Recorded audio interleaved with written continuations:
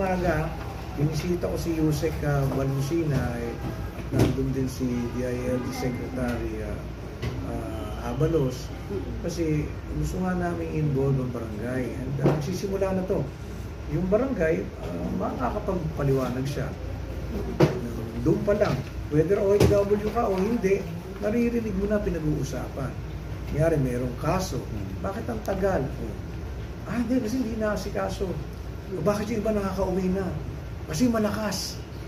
Correct. Pag tinanong mo ba kung may kaso? Sabi. Yan na, dyan na tayo magkakagulo. Yes. Diba? Kasi sabi ni ganito, sabi ni ganyan. Yung pala may kaso, yung kagaya nung ngayon sa Kuwait.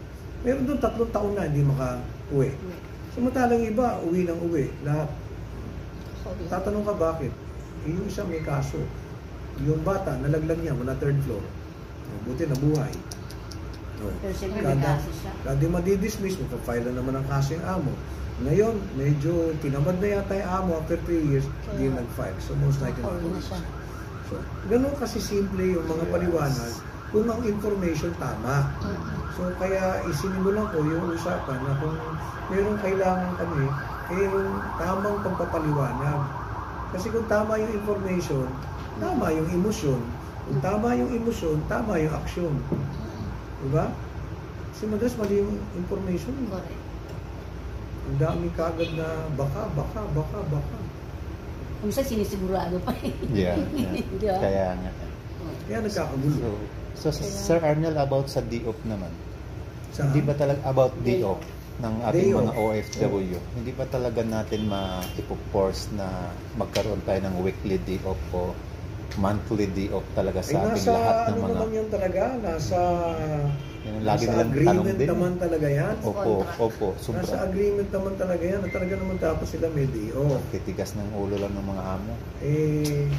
Hindi naman natin mai-implement talaga na ako magsasabi na kagalitan ko yung buong Saudi Arabia. Yes. Buong Middle East. Para implement. Pero, ang dami naman talaga na nagkakaroon ng DOF. Yes. Pati sa Qatar po, napakarami. Case-to-case basis mo lang, bakit ba? Ang hirap ditong i-discuss ng naka-online. Kung hindi ko masasabi sa inyo, bakit yung papatay iba, natin.